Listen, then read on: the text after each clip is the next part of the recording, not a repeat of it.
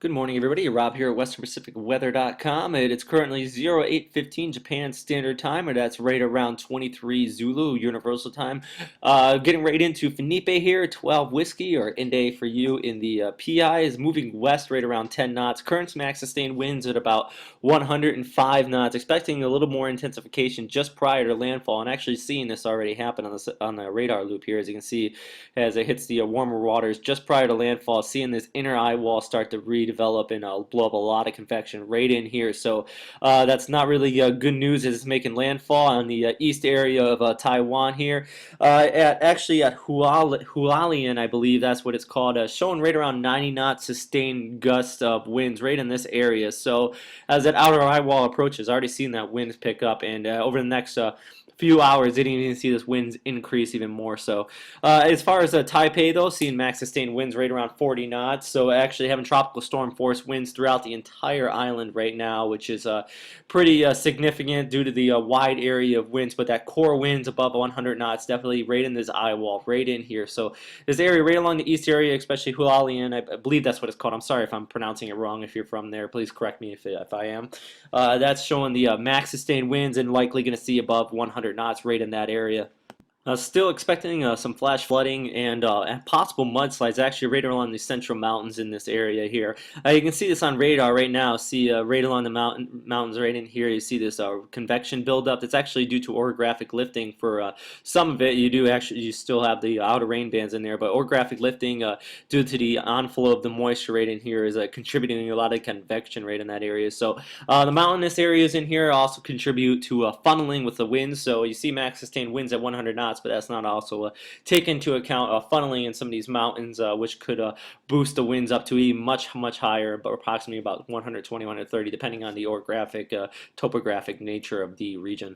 The other thing I do want to mention real quick here, though, I'm not really big at forecasting storm surge, not very good at it on that note, but looking at this entire topographic nature of this region, the continental shelf rating here is rather steep, so that should also help mitigate storm surge. Shouldn't expect too much out of it, but definitely still right along the low-lying coastal areas, of course, take heed from the system. Everybody knows that, though, as this high wall approaches. And also, I want to note on the Ryukyu Islands right in here in Miyakijima, they saw max sustained winds just in the northern periphery of the outer eye wall out in this area, right around 80 knots yesterday. That's the max I saw out of that region. If anybody's seen any higher, please let me know. But that's the highest I saw out of that region. Still no reports of damage just yet, and there's still in tropical storm force winds out there. So sure, more information will come in throughout the day. Okay, showing you the most recent JTWC warning that came out at 21Z, showing a max sustained winds at 105, gusting to 130 knots. Currently, sea heights right around 28 feet, but good thing I haven't seen any ship ops from any ships out in this entire area, so that's good news as far as that. But expecting this to gradually weaken over the next 48 hours as it moves over Taiwan. Also, interaction with some wind shear out in this entire region, so that's good news. That is the good news. But the bad news is, it looks like it's going to be a little stronger than originally forecasted out here in the Taiwan Strait, remaining a typhoon through the Taiwan Strait and possibly making landfall over China as a weak typhoon. So definitely need to watch the China coast now as far as any damage in a rainfall, because we all know this entire area up here is already still soaked from flooding over the past several months. So don't even need any more rain in that entire area.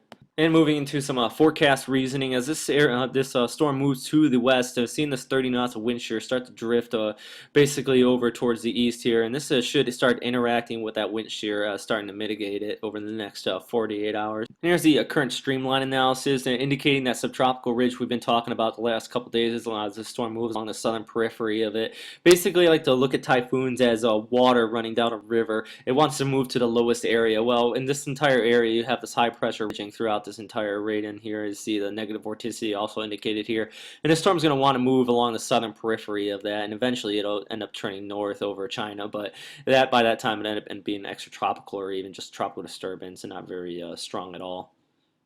And indicating once again what I just stated in that streamline analysis. On this surface analysis here, that high pressure ridge building in over the entire Western Pacific and as far as up into Japan and over Korea. And this typhoon is going to be moving along the southern periphery of that, heading towards this low pressure over China. So like I already stated, it's kind of the easiest way to forecast typhoons. I know there's a lot more that goes into it, but easy thumb rule, it always wants to run downhill towards lower pressure.